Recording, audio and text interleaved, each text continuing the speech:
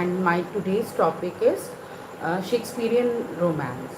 We have already discussed Shakespearean comedy and Shakespearean tragedy. So today is the turn for Shakespearean Romance. The tragicomedy owes its rise in England to the genius of Beaumont and Fletcher.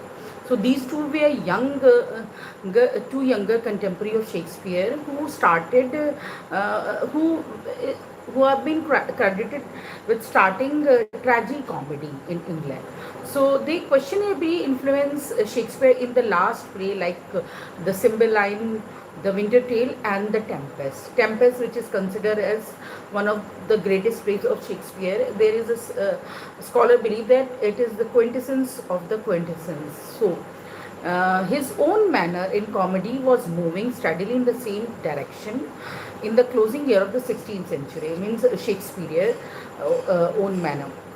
These play like Cymbeline, The Winter Tale, and Tempest may be styled romances, for they are neither tragedies nor comedies. So Shakespeare earlier he has written either tragedies or comedies, but this was neither tragedy nor comedy. This is termed as romance.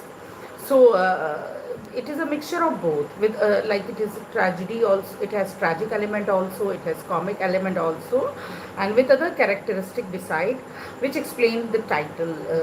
There are some of the qualities characteristic of it or Shakespearean romance, which I will be discussing. So the first is scene. The scene is a place unknown to orthodox geography, or else the period of the action is so remote as to make the setting virtually imaginary. Like for example, Cymbeline is laid in early Britain, the Winter Tale in Sicily, and on the non-existent sea coast of Bohemia, and the Tempest on what seemed to be a West Indian island strangely near to the Mediterranean. See, there is these writer, whether they are dramatists or novelists, sometimes they create imaginary places also. For example, Hardy has created a place called as Wessex in his novels, and these novels are also termed as Wessex novel. In the same way, you have seen R.K. Narayan of India. He has created an imaginary place in his novel, and that is Malgudi. Even the same is done by Arundhati Roy in one of her novel. So now let us discuss about the plot. What happened is equally fanciful. There is a little relation between cause and effect. An event happens which is comedy or tragedy would hardly be accepted as possible. The abduction of the princess who remained entranced for 20 years in Cymbeline, the concealment of Hermione for 16 years in the Winter's Tale, and the feat of magic in the Tempest all put a reverse strain on one credibility. See, to understand Shakespearean romance, we have to read these dramas like Cymbeline, the Tempest, and the Winter Tales, even Romeo and Juliet as well. So uh, uh, there is all these element in these plays. So the complication of plot, anachronism, prophetic oracle, wizardry, long lapse of time, fantastic voyages, and the like are all part of apparatus of these plays. So Shakespeare play consists of all these, and the most important part is supernatural element. They are present in almost all his plays, whether they are tragedy, comedy, history play, romances. In the cold light of reason, they seem absurd. For unfortunately, we do not apply that test to the work of a great poet and playwright. Uh, the story of Cymbeline is taken from Boccaccio Decameron. But see the magic of Shakespeare, that Shakespeare has been inspired by Boccaccio Decameron, and he has written this play Cymbeline. But Shakespeare play is more famous, and the tale and that of the Winter Tale has some historical foundation and had already been used in a novel by Robert Greene. So Shakespeare too was inspired by Greek writers and other writers.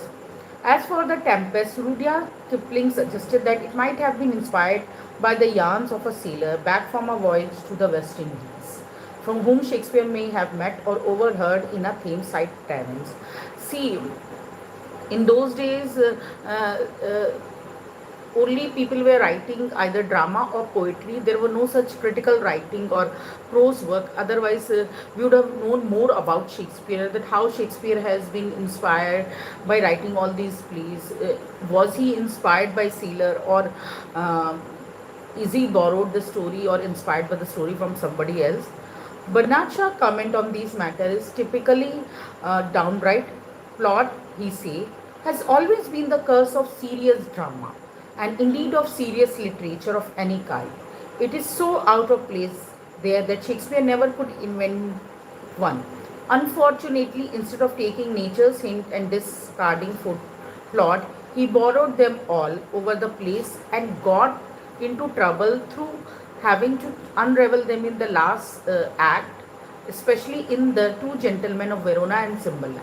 So, The Two Gentlemen of Verona is also a famous drama by Shakespeare, and if you want to read in detail about Shakespeare as a scholar, about opinion of critics and other scholar about Shakespeare, you should read Nicole's British Drama. In this, there is a vast description and discussion about Shakespearean drama.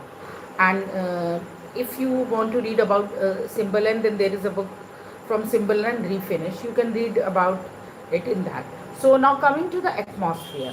The action of these plays does not take place in any real world. So the world in these plays were unreal, means imaginary world created by the dramatist. The atmosphere of the Tempest is almost that of a fairy tale, and that Cymbeline does not suggest anything known of Roman British. From time to time, however, we are brought back to what is solid and recognizable, with the entrance of some robust figures such as Stefano, Trinculo, Cloten, or the peddler Autolycus, all of whom give the effect of having wandered into strange surroundings straight from Elizabethan England. So there was no such trait of the current situation of Elizabethan age or Britain in the dramas of some of the dramas of Shakespeare, and it seemed that it was imaginary. Now coming to characterization. The character in the Shakespearean romances are either type or have not the strong personalities of the earlier plays. There are no longer individual, for whatever may be said concerning the beauty of Imogen and Perdita and Miranda. These women have not the same feature as their elder sister of the late 16th centuries. They were not as strong or bold female character like that of Shakespeare's comedies like As You Like It and Twelfth Night.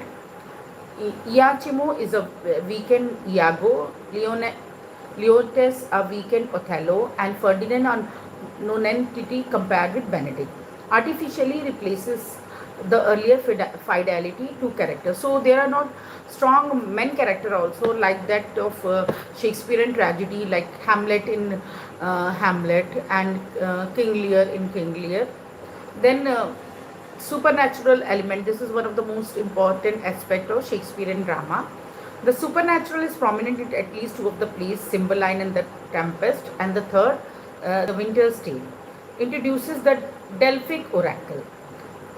This again distinguishes them from the earlier comedies in which everything remains on the human plane, excepting always a night's dream, a midsummer night's dream. So this play, A Midsummer Night's Dream, is different from these dramas like Cymbeline, The Tempest, and Winter Tale. In adopting this device for non-tragic purposes, Shakespeare is considered to have imitated Beaumont and Fletcher, who also frequently exploit the deus ex machina. So this is something which we have to pay attention. Then that Shakespeare has borrowed or imitated Beaumont and Fletcher. Now coming to the dialogue. The dialogue is in Shakespeare romances is characterized by the excessive use of speeches of explanation to make the complicated action clear to the audience. Otherwise, audience would not have been able to interpret them properly. They are very remote from any natural exchange of information between two or more characters, and technically the device is a crude one. A decline is also noticeable in the style, which only occasionally reaches great height, as in Prospero's speeches in the last two acts of the Tempest. Then the spirit of reconciliation. This is also one of the important aspects of Shakespearean romances. In each of these plays, whether it is Cymbeline, the Tempest, or the Winter Tales, while grievous error of the heart are shown to us, and wrongs of man to a man as cruel as those of the great tragedies, at the end there is a resolution of dissonance, a reconciliation, which is also in Shakespearean comedies. This is the word which interpret Shakespearean latest play reconciliation, word overall beautiful as the sky. It is not as in, so this is the word which interprets Shakespeare latest plays, which is called as reconciliation, word overall beautiful as the sky. So it is not as in the earlier comedies, a mere denouncement. The resolution of the discord in each latest play is not a mere stage necessity or a necessity of composition resorted to by the dramatist to affect an ending of his play and little interesting his imagination of or his heart. Its significance here is ethical and spiritual. It is a moral necessity. You can read a famous book by Dowden, Shakespeare, His Might and Art, where you can interpret what was there in Shakespeare's mind while writing on this play and what is his art of characterization. Shakespeare, going older, was drawing more of a meaning and a message from that tragic traffic of the stage, though his own personality remained as much in the background as ever. So, today I have discussed these three great plays of Shakespeare, Cymbeline, The Tempest, and The Winter Tales as Shakespearean Romance. So I hope it is clear. If anybody has any question, you may write below. So thank you. Tomorrow I will be teaching Shakespeare English historical plays. So thank you everyone. If anybody has any query, you can write below the this video in the comment. Thank you. MDKF K5R is saying hello. Are you a student of English literature? Anybody want to ask any question related with Shakespeare? You can ask, especially Shakespeare romances today.